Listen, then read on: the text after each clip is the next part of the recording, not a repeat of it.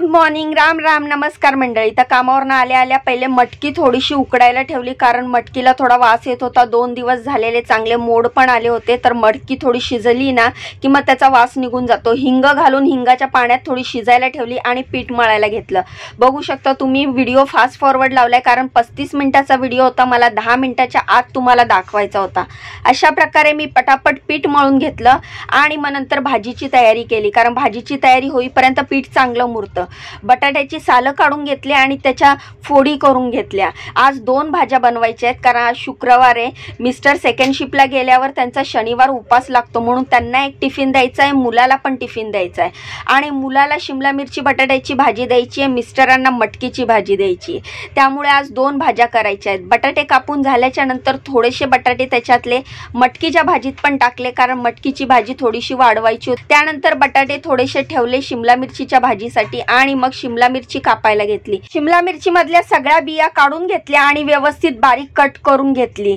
तर बटाटे मी मटकीमध्ये पण टाकलेले आहेत थोडेसे, म्हणजे ते पण वाफवून जातील। तर अशा प्रकारे शिमला मिरची सगळी कट करून झाली आणि मग मी कांदा आणि टोमॅटो चिरायला घेतला। कांद्याची पटापट सालं काढून घेतली आणि कांदा बारीक चिरून घेतला।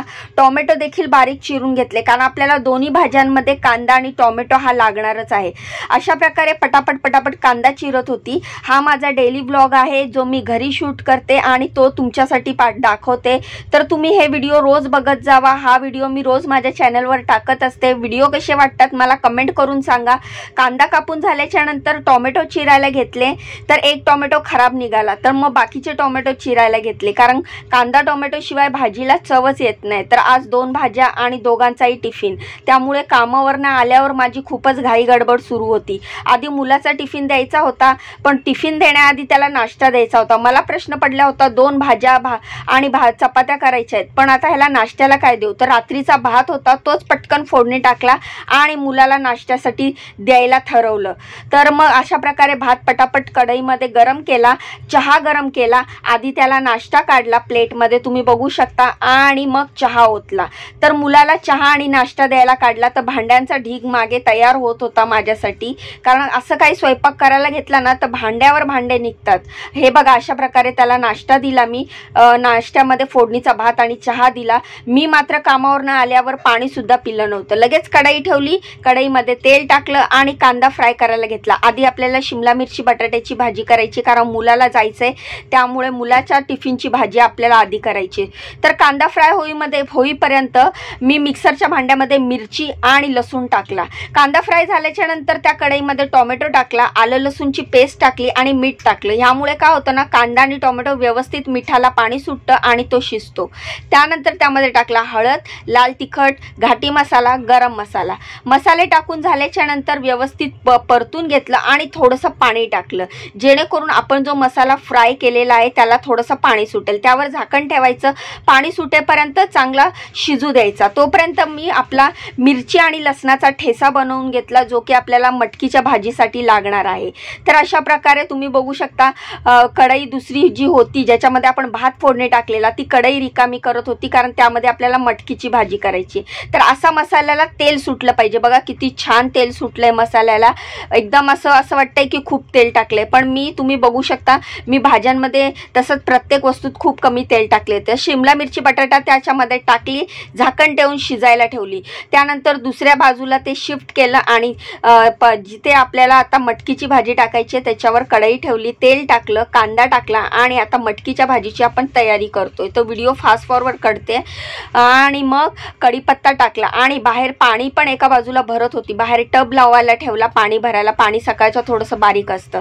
कांदा फ्राय झाल्याच्या नंतर मिरची आणि लसणाचा जो ठेचा केला होता तो त्याच्यामध्ये फ्राय केला आणि मग त्यामध्ये टाकले टोमॅटो। ह्याच्यामध्ये आपण फक्त हळदच टाकणार आहोत, हळद आणि मीठ टाकणार आहोत। ह्यामध्ये कुठलेच मसाले टाकायचे नाही, कारण आपण ऑलरेडी मिरची आणि लसणाचा ठेचा टाकलाय। थोडंसं पाणी टाकायचं, मसाला शिजू द्यायचा। ही प्रोसिजर मी प्रत्येक गोष्टीमध्ये करते। मसाल्यामध्ये थोडंसं पाणी टाकायचं, जो आपण कांदा टोमॅटोचा मसाला करतो, त्यामुळे काय होतं, तेल वर येतं आणि भाजीला चांगली टेस्ट पण येते आणि रंग पण येतो। अशा प्रकारे बघा किती छान शिजलाय हा मसाला। हा मटकीच्या भाजीचा मसाला आहे। आता ह्यामध्ये मी मटकी टाकणार आहे। तर तुम्ही बघू शकता मटकी टाकली आहे, थोडंसंच पाणी टाकले। आपल्याला मटकीची भाजी देखील सुक्की करायची। या बाजूला आपली शिमला मिरचीची भाजी शिजून तयार आहे, पण यामध्ये यामध्ये आता मी टाकणार आहे शेंगदाण्याचा कूट। तुम्ही बघू शकता शेंगदाण्याचा कूट टाकलाय आणि व्यवस्थित परतून घेतली आहे। तर अशा प्रकारे आपली शिमला मिरचीची भाजी देखील तयार आहे। इथे मी जे पीठ मळलं होतं ते काढलं आणि गोळे करायला घेतले। पहिले मुलाच्या टिफिनसाठी लागणाऱ्या 2 चपात्या आपल्याला अगोदर करून घ्यायच्या आहेत, कारण त्याला जायची घाई आहे। त्याचा नाश्ता करून तो तयार आहे, तो त्याची बॅग भरेपर्यंत मला त्याचा टिफिन भरायचा आहे। अशा प्रकारे आपली भाजी बघू शकता तुम्ही, किती छान रंग आलाय आणि किती छान टेस्टला पण लागते। अशा प्रकारे तुम्ही शिमला मिरचीची भाजी नक्की करून बघा, तुम्ही पण म्हणाल की किती लवकर झटपट आणि एवढी टेस्टी भाजी होते। शिमला मिरचीची भाजी गॅसवरनं उतरवली, तवा ठेवला आणि पटापट चपात्या लाटायला घेतल्या। 2 चपात्या त्याच्या टिफिनसाठी आपल्याला पटकन रेडी करायच्या आहेत। तर अशा प्रकारे पटापट मी चपात्या करून घेतल्या आणि आता त्याचा टिफिन भरणार आहे। त्याचे टिफिन काढलेत बाहेर आणि आता पहिली चपाती मी शेकायला ठेवली, दुसरी चपाती पटकन लाटून घेतली। दुसरी चपाती लाटून झाल्यावर पटापट त्याचा डबा भरायला घेणार आहे। एका बाजूला आपल्याला मिस्टरांच्या टिफिनला जी भरायची आहे ती मटकीची भाजी देखील शिजत आहे। तर एका टायमाला 2, 3, 4 तुम्हाला जेवढे डबे बनवायचे तेवढे बनवू शकतात, अशा पद्धतीने जर तुम्ही काम केलं तर। बघा दुसरी चपाती टाकली, आपल्या 2 चपात्या मुलाच्या टिफिनसाठी झालेल्या आहेत। आता मी त्याच्या टिफिनमध्ये भाजी भरत आहे। तर बघा तुम्ही भाजी मी त्याच्या टिफिनमध्ये भरली आहे, त्याला पण अशी भाजी खूप आवडते आणि मग तो पूर्ण जेवण टिफिन संपवून येतो। उरलेली भाजी मी छोट्या भांड्यात काढून ठेवते, कारण मला लगेचच भांडे घासायचे आहेत स्वयंपाक झाल्यावर, त्यामुळे नंतर काढण्यापेक्षा आता लगेचच पटकन मी भाजी दुसऱ्या छोट्या भांड्यात काढून ठेवली, कढई घासायला टाकली आणि त्याच्या डब्यामध्ये 2 चपात्या भरल्या। अशा प्रकारे त्याचा टिफिन रेडी आहे। टिफिन रेडी केल्यावर 10 रुपये ठेवले, जे त्याला रोज मी ऑटोसाठी देते। तर त्याचा टिफिन आणि 10 रुपये एका बाजूला ठेवून मटकीची भाजी शिजली आहे ती देखील मी छोट्या कढईत काढून घेतली। तर अशा प्रकारे उरलेल्या चपात्या मी करायला घेतल्या आहे, कारण मटकीची भाजी जरी झाली असेल तरी मिस्टरांच्या टिफिनसाठी चपात्या आपल्याला करायच्या अजून बाकी आहेत। तर मंडळी, कामावरनं येऊन एवढ्या घाई गडबडीत पण कॅमेरा सेट करून मी तुमच्यासाठी व्हिडिओ बनवते, वेळात वेळ काढते। माझ्या व्हिडिओला प्राधान्य द्या, माझे व्हिडिओ बघत जावा, मला सपोर्ट करत जावा। तुमच्या बहिणीला तुमच्या सपोर्टची खूप गरज आहे। तुम्ही व्हिडिओना लाईक करत जावा, माझ्या चॅनलला सबस्क्राईब करा, माझे प्रत्येक व्हिडिओ पूर्ण बघत जावा आणि व्हिडिओ बघितल्यावर कमेंट करून नक्की सांगा की तुम्हाला माझे व्हिडिओ कसे वाटतात। तर ह्या भांड्यात मी थोडं पाणी गरम करायला ठेवलंय, कारण चपात्या आता मिस्टरांच्या टिफिनला दिल्यानंतर मुलीला आणि मला राहणार नाही, त्यासाठी थोड्याशा भाकरी पण करते, म्हणजे चपात्या आणि भाकरी दोन्ही करायच्या। तर तांदळाच्या भाकरी करणार आहे, त्यासाठी मी पाणी गरम करायला ठेवलंय। पाणी गरम होईपर्यंत उरलेल्या चपात्या सगळ्या पटापट करून घेत आहे। तांदळाचं पीठ काढलंय, नवीन दळायला दिलंय मी तांदळाचं पीठ। हे जे उरलेलं आहे ते आता संपवायचं आहे। तर तांदळाचं पीठ त्याच बाउलमध्ये काढलं ज्या बाउलमध्ये आपण गव्हाचं पीठ मळलं होतं आणि मग त्यावर मीठ टाकून, त्या पिठावर तांदळाच्या पिठात मीठ टाकून गरम पाणी टाकून गरमच हाताला चटके लागत होते, पण पीठ मळायला घेतलं, कारण तवा तापलेला होता।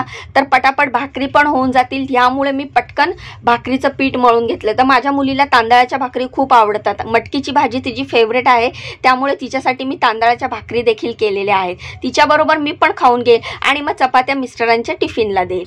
अशा प्रकारे मी पटापट भाकरी थापून घेतल्या आणि गोळे करत गेली। मी भाकरी अशा थापते, तुम्ही बघू शकतात। आणि भाकरी पलटी केल्याच्या नंतर त्याच्यावर पाणी लावायचं, जेणेकरून भाकरी खूप मस्त होते।